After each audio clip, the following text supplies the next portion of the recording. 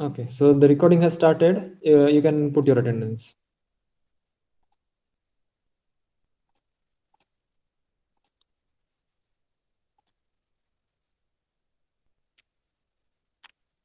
Okay, good.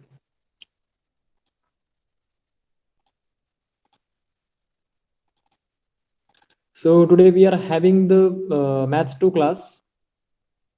Okay, and our practice set 6.1 is remaining.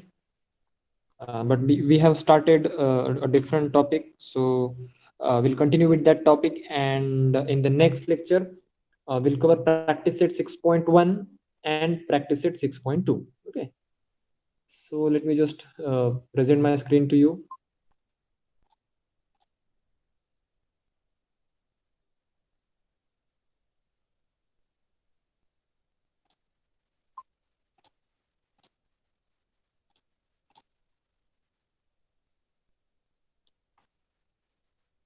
Okay, so this was the topic we have started in the last class, that is absolute value function or modulus function. Okay, so the definition of absolute value function is like this f of x is equals to mod of x. मतलब कि x की जो value है, f of x की जो value है, that is x in the positive direction as well as in the negative direction. Okay, so ये symmetrical graph रहता है along the x and y axis जो कि हमने देखा है, and domain is that is r or minus infinity to infinity. मतलब all the real numbers can be given as an input and we get the range as 0 to infinity. Okay, 0 to infinity. So यहाँ पे एक square bracket दिया है, इसका मतलब 0 भी यहाँ पे इंक्लूडेड है. सो 0 से लेके इन्फिनिटी तक हमें इसकी वैल्यू मिलती है. या फिर इसका एक कंक्लूजन हम ये निकाल सकते हैं कि मॉड्यूलस की जो वैल्यू रहती है वो हमेशा पॉजिटिव रहती है. Okay, so that value is always positive. that can be the conclusion of this function. Now I think 5 properties tak humne dekh liya. Now we'll see the sixth property. Sixth property is what? If mod of x is smaller than m, then it represents every x whose distance from origin is less than m, that is 0, x is between 0 and m, or x is between 0 and minus m, that is x in between m and minus m. In interval notation, x is element of minus m to m. So ये definition पढ़ के कुछ समझ में आया नहीं आया फर्क नहीं पड़ता है, लेकिन यहाँ पे क्या दिया है देखो. x की वैल्यू जो है वो m से कैसी है?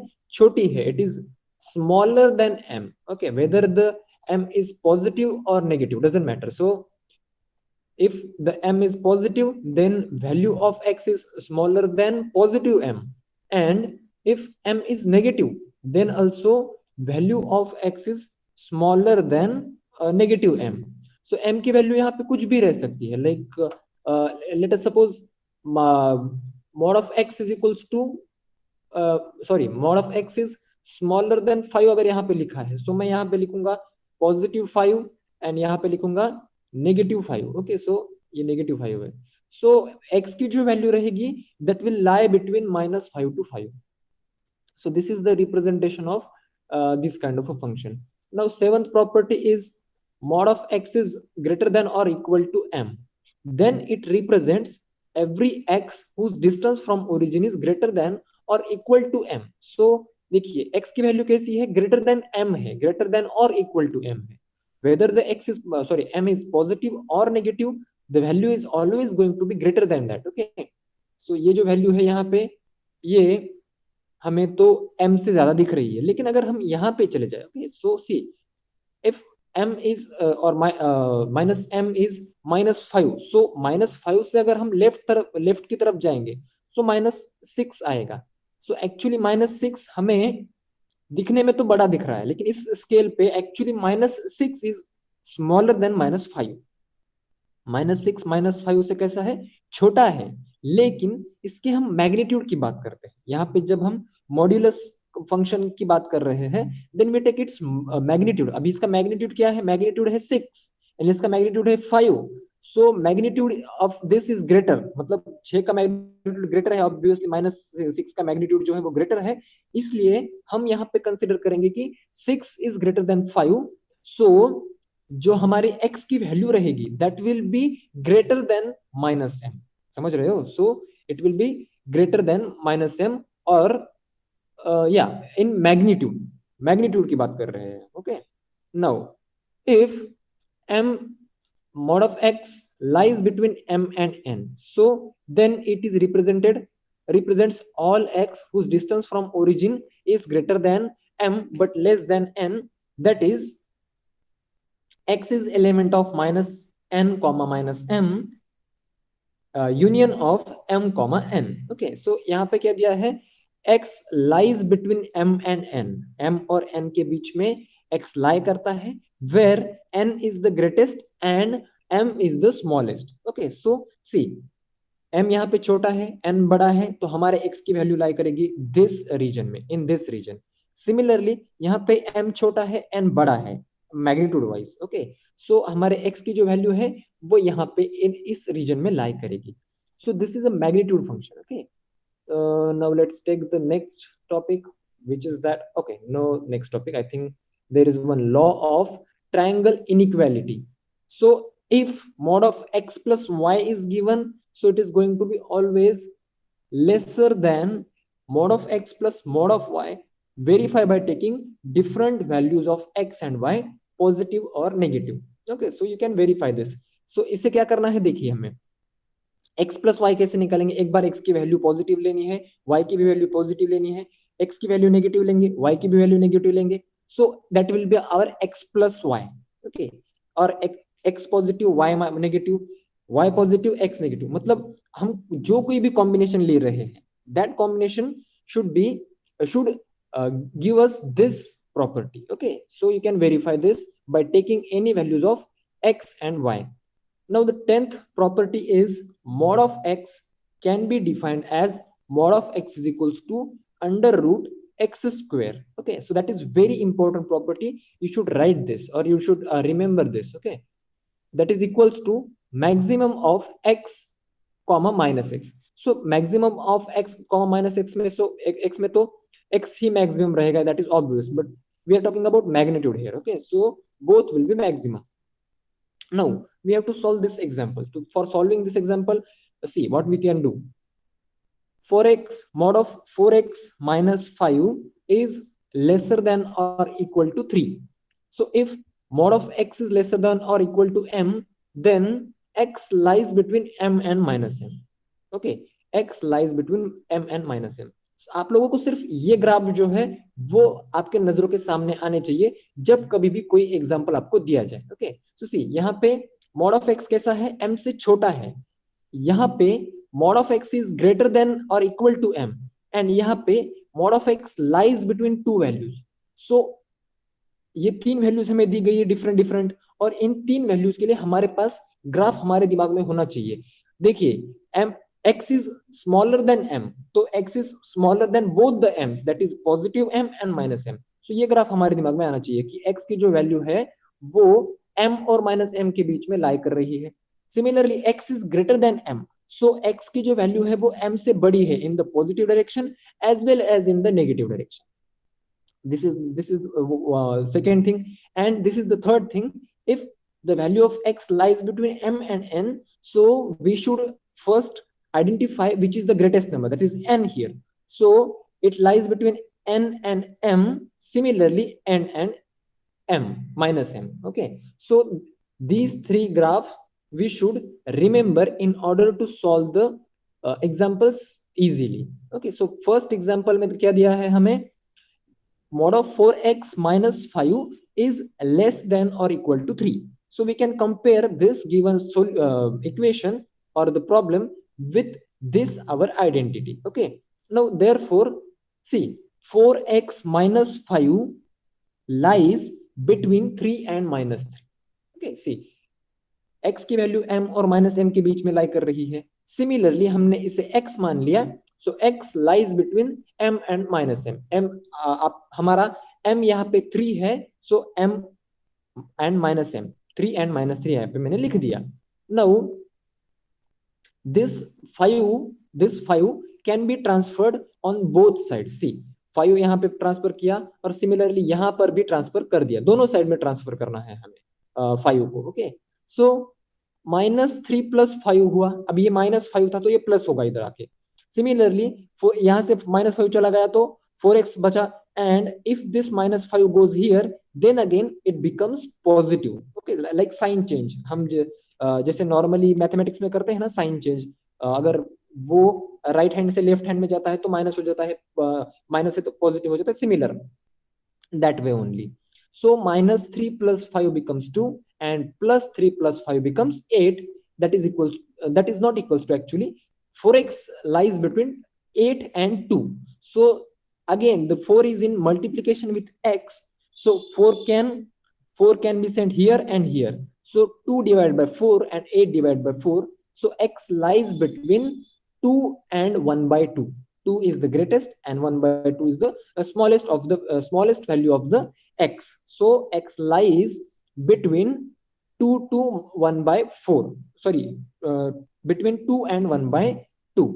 So इस तरह से सॉल्व करना है। Now find the domain of this function. तो डोमेन फाइंड आउट करना है। डोमेन फाइंड आउट करने के लिए एक सीधी ट्रिक आपको पता है, अगर ये डिवीजन के फॉर्म में दिया है, मतलब न्यूमरेटर में कोई टर्म है और डिनोमिनेटर में कोई टर्म है, सो डोमेन फाइंड आउट करते वक्त सिर्फ हमें एक ही बात का केयर करना पड़ता है कि डिनोमिनेटर में जीरो ना आ जाए। ओके, सो डिनोमिनेटर में जीरो कौन सी वैल्यूज के लिए आ रहा है वो हमें फाइंड आउट करना पड़ेगा, and we should exclude those values from the domain of that function. मतलब कि जो फंक्शन का हम डोमेन निकाल रहे हैं उस डोमेन में से हमें वो वैल्यूज एक्सक्लूड करनी पड़ेंगी जिसके वजह से हमारे फंक्शन के डिनोमिनेटर में जीरो आ रहा है। Okay, so we should remember this. So similarly यहाँ पे एक एग्जांपल दिया है डिवीजन के फॉर्म में ही है, बराबर। So what we have to check for which values this denominator is becoming 0, and it should be always greater than 0. It should not be 0.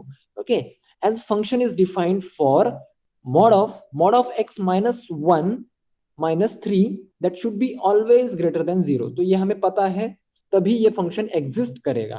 now therefore mod of x minus 1 is greater than 3, so it can be written like this. Now how it can be written like this?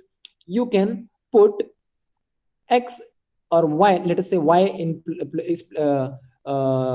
in place of this. Okay, यहाँ पे हम y रखेंगे, root of sorry mod of x minus 1 की जगह पे हम क्या लिखेंगे, y लिखेंगे। सो क्या आएगा, mod of y minus, okay, mod of y minus 1 लिखने की जरूरत नहीं है, सिर्फ मॉड ऑफ y ही लिखेंगे, एंड या we should write -3 that is greater than 0. Okay, so yeah, let me just, okay, ठीक है।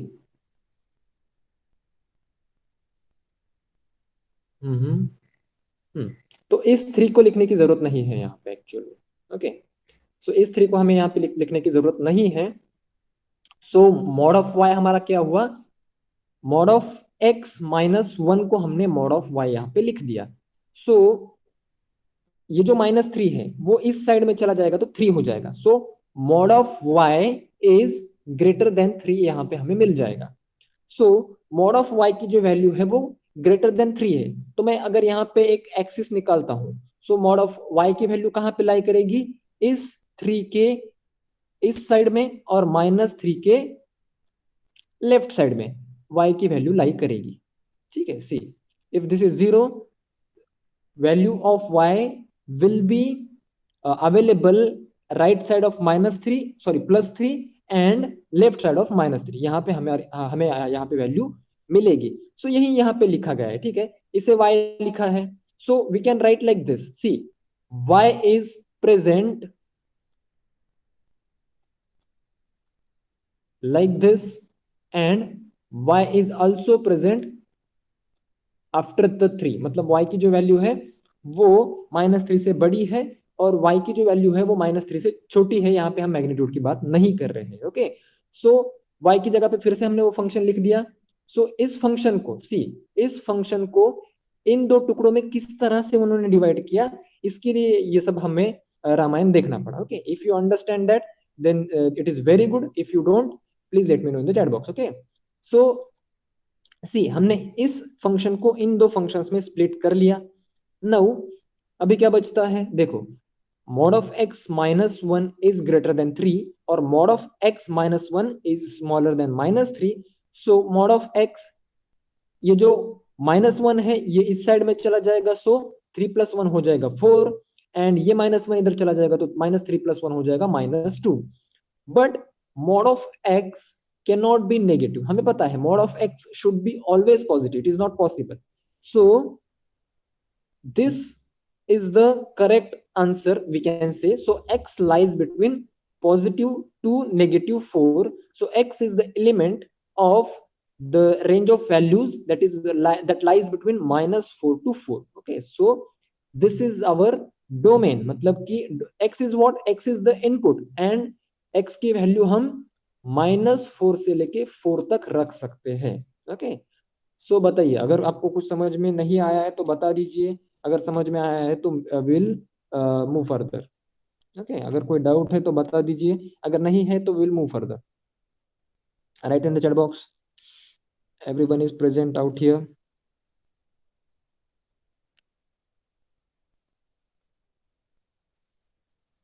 No doubt Sameer.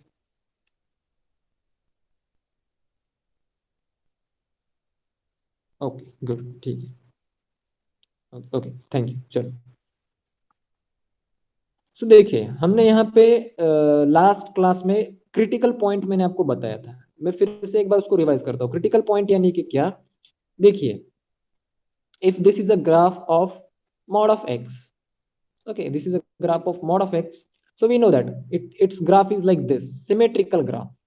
okay, so मैं इस mod of x में अगर -1 ऐड कर दूं, -1 ऐड नहीं सब, एक्चुअली 1 सब्ट्रैक्ट कर दो इस x से, सो क्या हो जाएगा, ये जो मेरी x एक्सिस है, पॉजिटिव x एक्सिस है, उसमें से एक यूनिट कम हो रहा है। ओके, एक यूनिट सब्ट्रैक्ट हो रहा है। सो मेरा ग्राफ जो है वो शुरू कहां पे होगा, इस +1 पे शुरू होगा। यहाँ पे -1 दिया है, इसका मतलब ग्राफ जो है वो +1 पे शुरू होना चाहिए। So again the graph is similar. Okay, जो ग्राफ यहाँ पे था x इज इक्वल्स टू 0 पे, वही ग्राफ यहाँ पे x इज इक्वल्स टू 1 पे हमें मिलेगा, because of this subtraction of -1 in the given function। so similarly,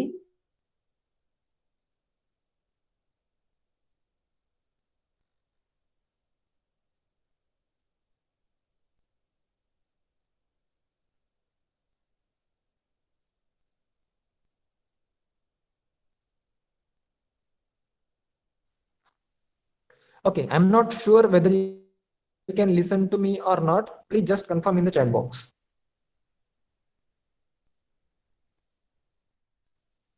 voice is breaking, is it not audible?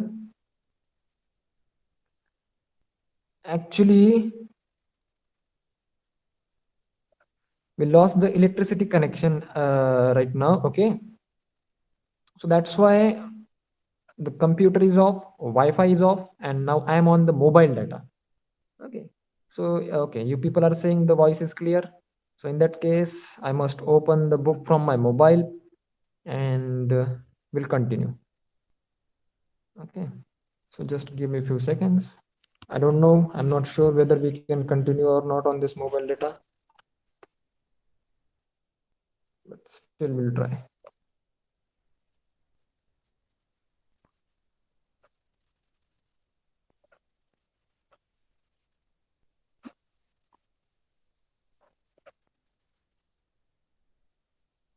okay, so Arya and Samir also left because they live in our village, and okay, Arya is there, sorry, Samir only left। okay,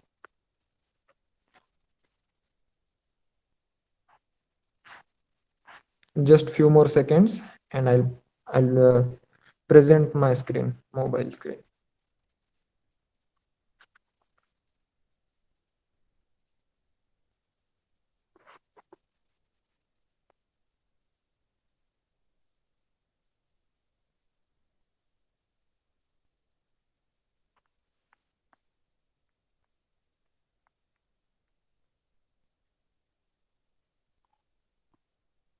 Okay, so the mobile book, I have opened the book and I'm going to present the screen. So once I start presenting the screen, I want to know whether you can listen to me properly or not. Okay, because when I present my screen, it requires more data. So let me know, students, voice is clear, screen is visible clearly. So shall we go ahead?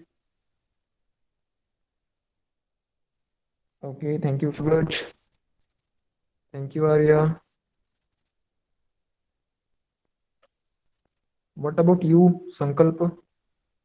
Can you hear me? Can you see my screen? Okay, good. सो अगर बीच में कहीं मेरे आवाज cut हो जाती है तो आप में से कोई एक माइक ऑन करके मुझे बता सकते हैं. ओके, वैसे तो अभी लाइट आ चुकी है, but still it will take 2 or 3 minutes to start with the computer, so that we will continue with our mobile screen as of now. Okay, so see,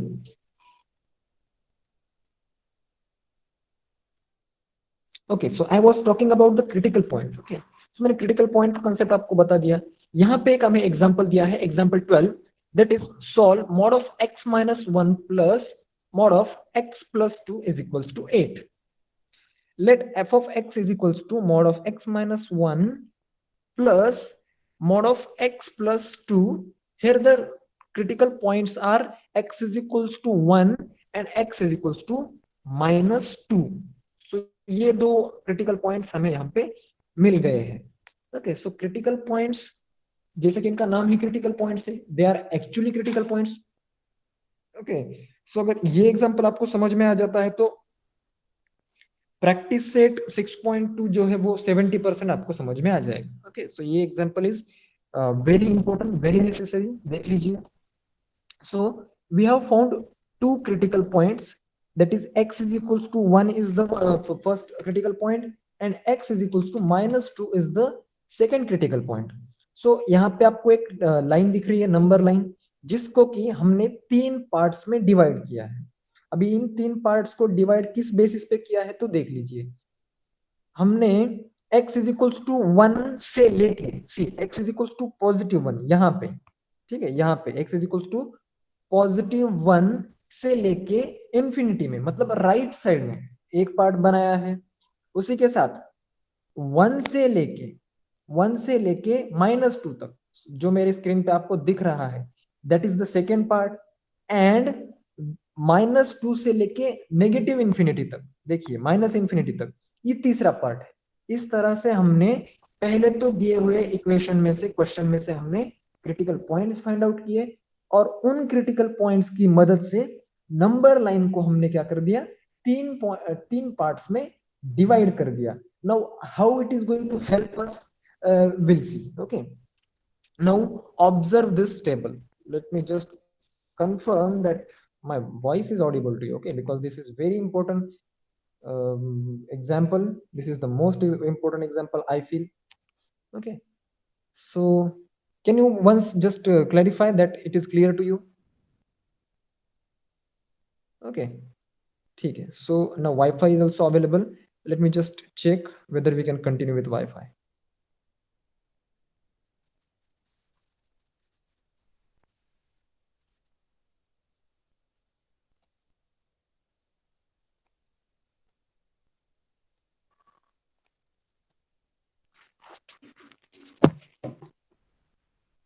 Okay, so the mobile screen is also visible.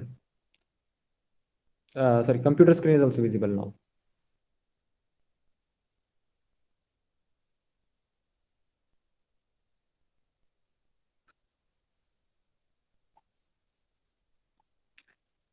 Okay, good good, ठीक ठीक. सो देखिए, जैसे कि मैंने आपको बताया, इस example में हमने क्या किया, पहले तो क्रिटिकल पॉइंट्स फाइंड आउट किए. क्रिटिकल पॉइंट्स फाइंड आउट कौन से किए, x is equals to 1, x is equals to -2. और इस क्रिटिकल पॉइंट की मदद से हमने नंबर लाइन को तीन पार्ट्स में डिवाइड कर दिया. एक पार्ट जो है वो -2 से लेके लेफ्ट साइड में है, दूसरा पार्ट जो है वो +1 से लेके राइट साइड में है, और तीसरा पार्ट जो है वो इन दोनों के बीच में है, -2 और -1 के बीच में है. तो देख लेते हैं कैसे हम क्या कर सकते हैं इसमें. Okay, see now observe this table for the region 1. Now which region they are telling us? X is smaller than -2, मतलब कि -2 से स्मॉलर रीजन यही रहेगी. ओके, -3 जो है दैट इज स्मॉलर देन -2. सो हमने एक कोई भी टेस्ट वैल्यू यहाँ पे ले ली. अभी टेस्ट वैल्यू कैसे ले ली हमने? कोई भी ले सकते हैं. यहाँ पे -3 ली है. सो -3 अगर हम वैल्यू लेते हैं, सो हमारा जो फर्स्ट फंक्शन है, फर्स्ट फंक्शन के लिए क्या आएगी value? -3 -1 that is going to be -4. Okay, यहाँ पे टेस्ट वैल्यू हम -5 भी ले लेते हैं, तो -5 -6 वैल्यू क्या आ रही है हमारी? माइनस ही आ रही है. यहाँ पे साइन इंपॉर्टेंट है. ओके, सो हमें एक बात तो समझ में आ गई कि इस रीजन के लिए हम कोई भी x की वैल्यू ले ले, कोई भी यानी कि क्या, माइनस ही वैल्यू आएगी ना, -2 से छोटी ही वैल्यू आएगी. That is -3 -4 -5 -10 what ever it can be, but x -1 is always going to be negative. Okay, this is the first thing. Now x plus 2 is again going to be negative. How? See, x plus 2 हमारा दूसरा function है. अभी test value हम ले रहे हैं -3, सो -3 plus 2 becomes -1 which is negative. और -2 से मतलब -2 हम यहाँ पे रख नहीं सकते. -2 plus 2 becomes 0, but we cannot put -2 because we have to put the value of x that is smaller than -2. Okay, -2 से छोटी यानी कि -3 -4 कुछ भी अगर हम रखेंगे तो x plus 2 भी क्या होगा? नेगेटिव ही आएगा. सो यहाँ पे हमने क्या कर दिया? x -1 को भी नेगेटिव लिख दिया और x plus 2 जो है उसको भी नेगेटिव सिंबल हमने यहाँ पे दे दिया, और हमने एक फंक्शन यहाँ पे फाइंड आउट कर लिया. So that is -2x plus 1. This function is applicable for this region only. इस रीजन के लिए ही ये फंक्शन एप्लीकेबल है. ओके, सो एक फंक्शन हमें यहाँ पे मिल गया. Now let's test for the second region. See, second region कहां से कहां तक है? -2 से लेके -1 तक सेकेंड रीजन है. सो इसमें हम आप कोई भी टेस्ट वैल्यू ले सकते हैं. यहाँ पे किताब में 0 ली है तो नॉट नेसेसरी आपको 0 ही लेना पड़े. You can take 1 also, 1.5 also. Okay, so किताब में 0 ली है तो हम 0 ही लेंगे. सो देखिए, x की वैल्यू अगर यहाँ पे 0 हो जाती है तो -1 that means first function is negative. So first function का सिंबल हमने नेगेटिव लिख दिया. Now let's come to the second function. Second function में क्या है? x की वैल्यू अगर 0 है तो पॉजिटिव आएगा, मतलब +2 आएगा इस फंक्शन का result, that is positive, isn't it? अगर हम x की वैल्यू क्या रखते हैं, लेट अस सपोज 1 रखते हैं, तो 1 + 2 आएगा 3. अगर हम x की वैल्यू यहीं पे -1 भी रखते हैं तो -1 + 2 आएगा +1. सो the value of second function is always going to be positive, so we write positive here. Okay, so -x -1 plus x plus 2 that becomes 3. So this x and this x gets cancelled and minus minus becomes plus, and +1 + 2 becomes +3. So this is the value of the, or this is the function. Actually this is not the value, this is the function for this region. एक region के लिए हमें एक function मिल गया. Now let's come to the third region. अभी third region के लिए, थर्ड रीजन कौन सी है? x की वैल्यू 1 से बड़ी है. So you can take any value, you can take 2 3 4 10 100 whatever. So the value of x -1 is going to be always positive, and x + 2 की वैल्यू भी जो है वो पॉजिटिव ही रहेगी. So we give positive symbols for these functions, and that is how we found out this third function, that is 2x + 1. okay, so हमें कितने functions मिले? 3 functions मिले. this function is also there, this function is also there, and this function is also there. 3 functions हमें यहाँ पे मिल चुके हैं. सो अभी इन 3 functions को हमें वेरीफाई करना है. नाउ अगर आप लोग सोच रहे हैं कि हमें निकालना क्या है, so we have to find the value of x और the range of value of x. मतलब कि x की वैल्यू की जो रेंज है या फिर डोमेन है, रेंज में यहाँ पे वर्ड यूज कर रहा हूं, लेकिन इसका मतलब आउटपुट की वैल्यू की बात नहीं कर रहा हूं मैं. I am talking about the input. What values can be given as input to this function. Okay, so see, f of x is equals to 8 है, हमें दिया गया है यहीं पे. f of x की वैल्यू क्या है? 8 है. So for first function, for first region, -2x -1 is equals to 8 हम रख सकते हैं. हमें ये फंक्शन मिला था पहले रीजन के लिए, तो पहले रीजन के लिए हम उस फंक्शन की वैल्यू 8 रख देते हैं, सो x की वैल्यू हमें मिलेगी x is equals to -9/2. So this value of x is valid for the region, that is this region. इस रीजन के लिए ही इस x की वैल्यू वैलिड है.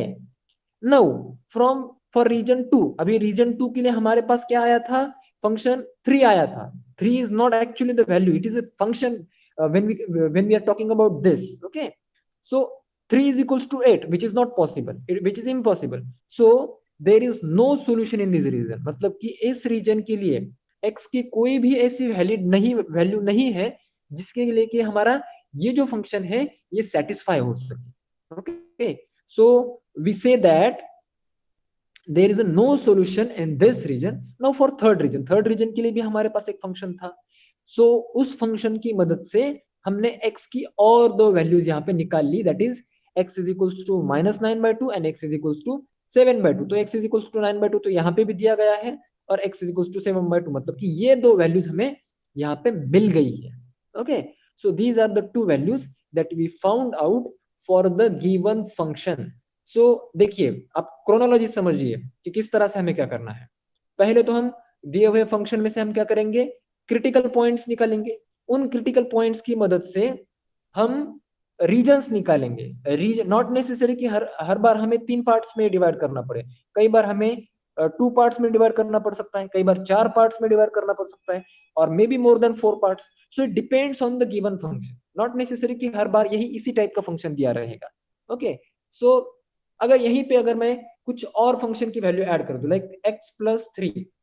ओके, सो x+3 की अगर मैं यहाँ पे वैल्यू ऐड कर देता हूँ, तो एक फिर से यहाँ पे एक रीजन बन जाएगा. कौन सा रीजन बनेगा, देखिए मुझे और ब्रेकअवे पॉइंट कौन सा मिल रहा है, -3 एक ब्रेकअवे पॉइंट मिल रहा है. सो यह एक रीजन होगा, ये दूसरा रीजन होगा, and this will be third region, and this will be fourth region. इस तरह से 4 रीजन बन जाएंगे. Okay, so you have to see how many regions are forming there, मतलब कितने पार्ट्स में हमारी नंबर लाइन डिवाइड हो रही है. उस हर एक पार्ट के लिए हम क्या करेंगे, एक फंक्शन निकालेंगे. किस तरह से फंक्शन निकालना है, उस रीजन में से कोई भी एक वैल्यू पिकअप कीजिए और टेस्ट कीजिए कि आपके फंक्शन के जो टर्म्स है उनकी वैल्यू पॉजिटिव आ रही है फिर नेगेटिव आ रही है. अगर पॉजिटिव आ रही है तो पॉजिटिव लिखिए, नेगेटिव आ रही है तो नेगेटिव लिखिए. कैलकुलेट करके एक फंक्शन निकालिए. हर एक रीजन के लिए हर एक फंक्शन हमें मिलना चाहिए. 1 2 3 फंक्शन हमें मिल गए. नो, उस फंक्शन की हमें कुछ तो एक वैल्यू दी रहेगी, कांस्टेंट वैल्यू. सो उस कांस्टेंट वैल्यू को हमें हर एक इंडिविजुअल फंक्शन के साथ में इक्वेट करना है और हमें x की वैल्यू फाइंड आउट करनी है. ओके, सो इस तरीके से आपको ये इस टाइप के एग्जांपल सॉल्व करने पड़ेंगे. Okay, so see the next topic is greatest integer function और स्टेप फंक्शन. सो ये फंक्शन जो है समझने में कुछ भी मुश्किल नहीं है. सिर्फ इसका जो इसे जिस तरह से डिनोट किया जाता है वो अगर हम एक बार समझ लें तो इसमें कुछ भी सीखने जैसी चीज नहीं है. नाउ ग्रेटेस्ट इंटीजर फंक्शन को स्टेप फंक्शन भी कहा जाता है और इसे रिप्रेजेंट किया जाता है like this. f of x is equals to x in the square brackets. Okay, the greatest integer less than or equal to x. Now greatest integer यहाँ पे नाम में ही दिया है, greatest integer x. see step function x is also called the floor function and represented by this. so यही है, इसे floor function भी कहा जाता है, स्टेप फंक्शन भी कहा जाता है और ग्रेटेस्ट इंटीजर फंक्शन भी कहा जाता है. इसे डिनोट करने के दो टाइप से यहाँ पे दिए गए हमें, तो ये दोनों टाइप को हमें याद में रखना है. Now what is this exactly, see f of 5.7, that is in bracket 5.7, greatest integer less than or equal to 5.7 is none other than 5. मतलब इससे छोटा लेकिन ग्रेटेस्ट, इससे छोटा लेकिन ग्रेटेस्ट ऑफ देम इंटीजर हमें फाइंड आउट करना है. सो इससे छोटे इंटीजर कौन से हैं, 5 है, 4 है, 3 है, 2 है. सो इस इन सब में बड़ा इंटीजर कौन सा है, greatest. Which one is the greatest, 5 is the greatest. So this is the what we can say greatest integer function. Okay, now अभी अगर हम बात करें f of -6.3, f of -6.3, तो ग्रेटेस्ट इंटीजर लेस देन और इक्वल टू -6.3. तो -6.3 से छोटे इंटीजर्स कितने हैं हमें निकालने हैं. -6.3 से छोटे इंटीजर्स कौन से हैं, -7 हुआ, -8, -9, -10, ये सारे -6.3 से छोटे इंटीजर्स है, they are less than that. Okay, लेकिन इन सब में ग्रेटेस्ट कौन सा है? -7 इज द ग्रेटेस्ट। सो इसकी वैल्यू क्या रहेगी? तो ये रहेगी। ये यहाँ पे हमें कंफ्यूजन कहाँ कहाँ पे आएगा? सिर्फ नेगेटिव वैल्यूज में ही कंफ्यूजन आएगा। सो मैं अगर आपको बता दूं कि आप वैल्यू फाइंड आउट कीजिए, सॉरी, आप वैल्यू फाइंड आउट कीजिए इस फंक्शन की 11.3 की। Okay, so you will quickly right 11।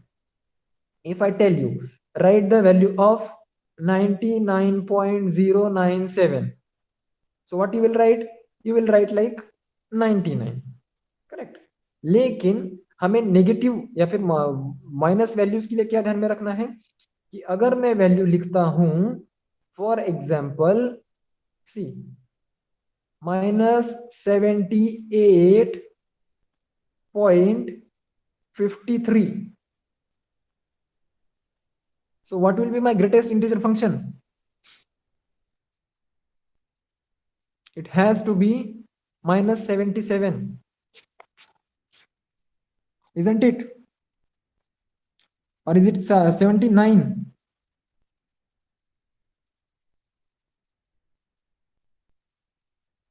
77 और 79 बताइए, आप लोग ही बताइए।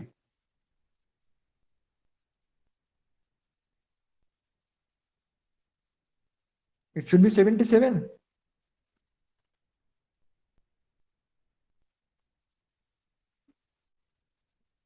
Okay, संकल्प, व्हाट यू से?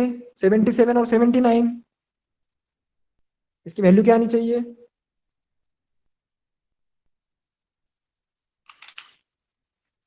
-77. Okay,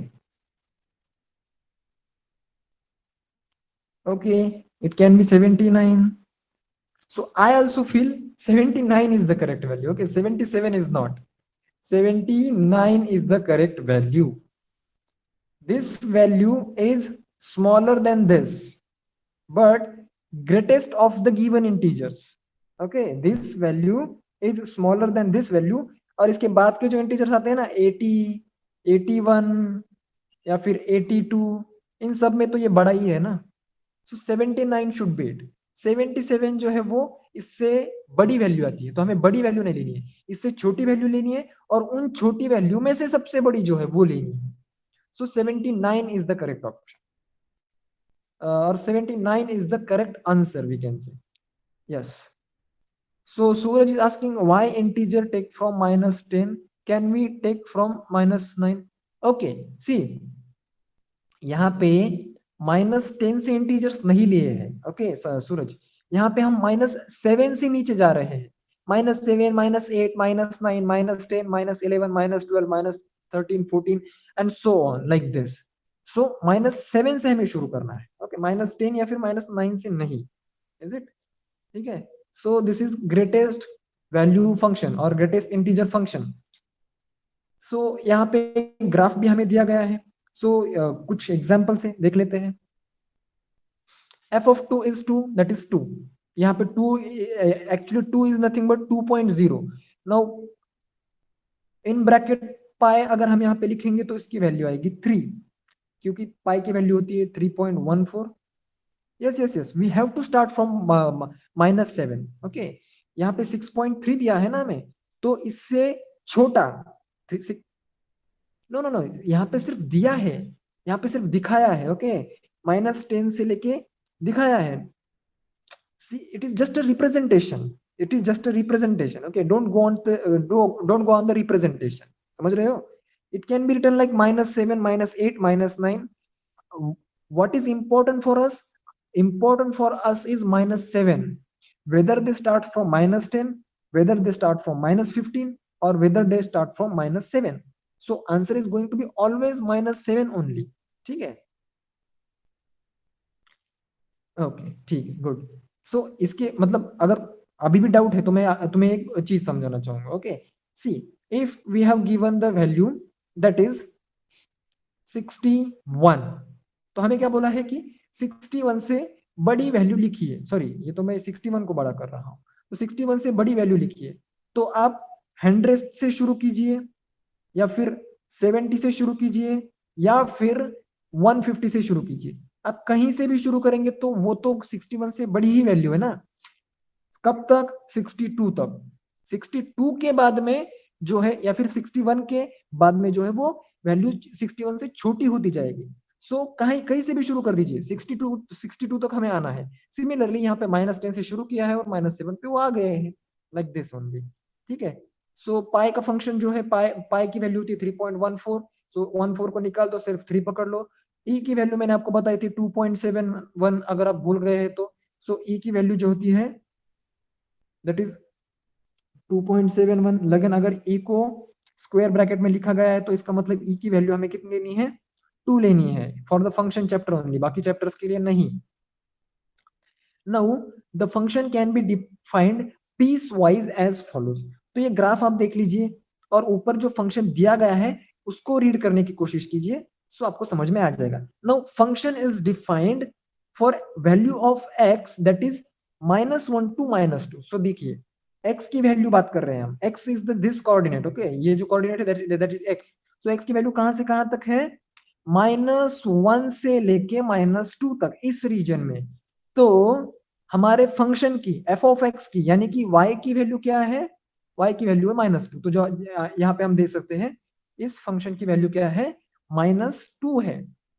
now x is the element of -2 to -1। सो यहाँ पे जो डिनोट किया है इससे भी आप समझ सकते हो कि x की जो वैल्यू है वो that is equal to or greater than 2 -2, but it is always smaller than -1। मतलब -1 जो है वो इंक्लूडेड नहीं है। ठीक है, -1 जो है वो इंक्लूडेड नहीं है। सो इंक्लूडेड अगर नहीं है तो हम यहाँ पे ओपन ब्रैकेट लिख देते हैं और यहाँ पे हमने क्लोज ब्रैकेट लिख दिया, मतलब कि -2 जो है वो इंक्लूडेड है और -1 जो है वो एक्सक्लूडेड है। ठीक है। तो देखिए यहाँ पे भी जो रिप्रेजेंटेशन किया है इसमें -2 को जो दिया है that is black dot is given there, and for -1 it is empty dot. ठीक है, यहाँ पे एम्प्टी डॉट या फिर व्हाइट डिस्क जिसे हम कहते हैं वो दी गई है। इसका मतलब कि यहाँ पे -1 को हम कंसिडर नहीं कर रहे हैं। Now if we see the region that is from 0 to -1, see 0 to -1, 0 is again excluded, 0 से छोटा, 0 से छोटी वैल्यू है x की। तो इसके लिए हमारे f of x की यानी कि y की वैल्यू कितनी है? तो -1 है। सो सी -1 is the value for this region. Similarly for 0 to 1 it is 0। C 0 to 1 के लिए वैल्यू क्या है? 0 है। 1 to 2 के लिए वैल्यू क्या है? 1 to 2 के लिए वैल्यू 1 है। 2 to 3 के लिए वैल्यू क्या है? तो 2 वैल्यू है। So this is piecewise model of our greatest integer function.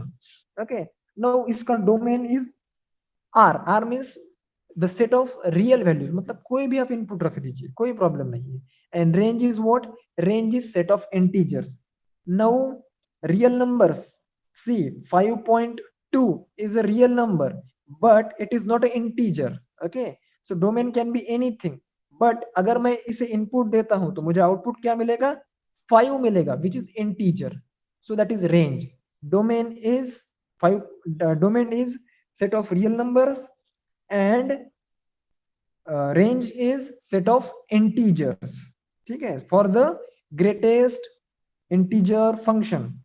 now the next is okay, the process, there are few properties also there। okay, ये मैं properties में आपको समझा चुका हूँ। ये पहली प्रॉपर्टी जो है मैंने आपको बताया है ना, ये ब्लैक डिस्क का मतलब क्या है कि ये वैल्यू इंक्लूडेड है, x की वैल्यू इंक्लूडेड है। और जो ब्लैंक डिस्क है या फिर व्हाइट डिस्क है, जो यहाँ पे व्हाइट डॉट दिख रहा है ना आपको, इसका मतलब होता है कि x की value is equals to -1 included नहीं है, -1 को एक्सक्लूड किया गया है फॉर दिस फंक्शन, इस फंक्शन में इंक्लूडेड है। ठीक है, सो इस तरह से इसको डिनोट किया जाता है with the help of brackets. So brackets को समझना सीखिए। स्क्वायर ब्रैकेट यानी 2 is included and this curly sorry, it is not a curly bracket, it is just normal bracket। okay, so that is 3 is excluded। ठीक है, so f of x is equals to 2 shown by horizontal line at exactly x is equals to 2, f of x is equals to 2 and 2 is the element of 2 comma 3, hence shown by black disk, whereas 3 is not element of 2 comma 3, hence shown by white disk। now graph of y is equals to in bracket x lies in the region bounded by the lines y is equals to x and y is equals to x minus y, so x minus 1. So x minus 1 or the integer function, greatest integer function of x lies between, greatest integer function of x lies between x and x minus 1. वो किस तरह से देखिए, see for this graph, this is the graph of, let us say, mod of x, okay, not mod of x, greatest integer of greatest integer function of x. So it lies between x is equals to 2 and the value that is x minus 1 that is 1. So इन दोनों के बीच में ये लाई करता है graph, ठीक है. so यहाँ पे x की वैल्यू आप कुछ भी रख दीजिए, 1.5 रख दीजिए फिर भी आपको 1 ही मिलेगा, 1.7 रख दीजिए फिर भी आपको 1 ही मिलेगा. so this is the graph of greatest integer function that you have to remember. This is also called as step function, also called as floor function. Now this property, very important property, see in bracket x and same bracket minus x, अगर if x is integer तो उसकी value क्या रहेगी, इसकी value रहेगी 0 और if x is not integer then इसकी value रहेगी -1. अब ये किस तरह से देखिए, see in bracket 3.4 plus in bracket minus 3.4 is equals to 3 plus 4, 3 plus minus 4 that is -1. समझिए यहाँ पे इसका ग्रेटेस्ट इंटीजर फंक्शन क्या आएगा, -4 आएगा, इसका क्या आएगा 3 आएगा. सो 3 minus 4 is equals to -1 आ जाएगा, जबकि यहाँ पे x की वैल्यू इंटीजर नहीं है. सी 3.4 is not integer and this is not also integer, but यहाँ पे अगर हम इंटीजर रखें 5 minus 5 that is 0. सो अगर x की वैल्यू इंटीजर है तो फंक्शन क्या आएगा, 0 आएगा, अगर x की वैल्यू इंटीजर नहीं है तो फंक्शन 1 आएगा. Okay, so that is also one thing you need to remember. Okay, we'll see the next function and after that we'll conclude today's lecture. Okay, so let me just zoom out, we have zoomed in too much. So fractional part of the function. Now fractional part को denote करते हैं इस curly bracket से, and fractional part can be defined as like this, x minus greatest integer function part. See this part. So अगर हमें f of 4.8 दिया है, so in curly bracket 4.8 will be 4.8 minus greatest integer function of 4.8 that is 4.8 minus 4 that is 0.8. मतलब कि हम पहले क्या कर रहे थे, जो फ्रैक्शनल पार्ट है उसको निकाल रहे थे, इंटीजर पार्ट को ले रहे थे, और यहाँ पे हम क्या कर रहे हैं, इंटीजर पार्ट को निकाल रहे हैं और फ्रैक्शनल पार्ट को ले रहे हैं. सिमिलरली यहाँ पे नेगेटिव के लिए भी थोड़ा सा कंफ्यूजन यहाँ पे है ही. किस तरह से देखिए, -7.1 minus greatest integer part of -7.1. सो -7.1 का जो ग्रेटेस्ट इंटीजर पार्ट रहेगा वो -8 रहेगा, और minus minus becomes +8, so it is going to be 0.9 and not 0.1. गलती से भी यहाँ पे 0.1 हमने नहीं लिखना है. अगर माइनस फंक्शन दिया है तो सिंपली हमें क्या करना है, हमें देखना है कि उसे नेक्स्ट इंटीजर तक पहुंचने के लिए कितने की जरूरत है. फॉर एग्जांपल अगर हमें 6 दिया रहता है यहाँ पे, ओके, अगर 6 दिया है तो what we will write, we will write it as a 0.4, okay, like this. So this is the fractional part function. So इसकी जो properties है, these are similar to which function, greatest integer function. इसका जो graph है it is like this. So अब इस graph को study कैसे करेंगे हम, देखिए x की वैल्यू आप कुछ भी रखिए, ओके, x की वैल्यू आप अगर 2 या फिर 1 में से रखते हैं, ठीक है, तो इसके लिए y की वैल्यू जो है वो कैसी होती है, चेंज होती है. किस तरह से देखिए, अगर आप x की वैल्यू रखते हैं 1.5 -1.5 तो आपको y की वैल्यू क्या मिलेगी, 0.5 मिलेगी. See this is y is equals to 1 ना. सो अगर आप 2 से लेके 3 तक कोई वैल्यू रखते हैं, let us suppose you put the value 2.7 here, so you will get 0.7 here. Okay, so y की वैल्यू कितनी मिलेगी आपको, 0.7 मिलेगी. सो इस तरह से आपका ग्राफ रहेगा. नाउ इसका डोमेन क्या है, domain is set of real numbers. कोई भी वैल्यू रख सकते हैं हम सेट ऑफ रियल नंबर में से.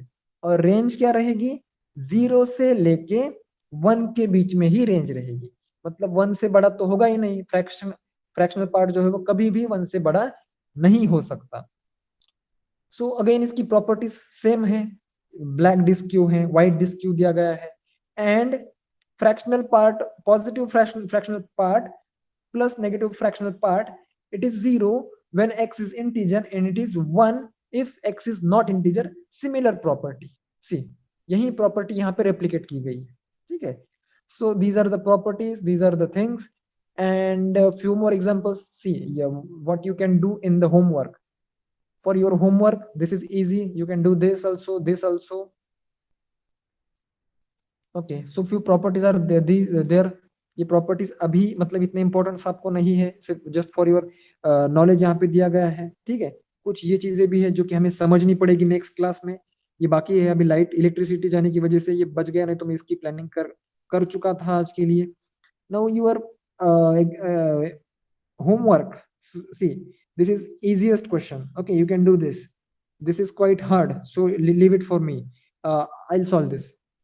okay, so this question you can do it at home, we'll solve this question in the class।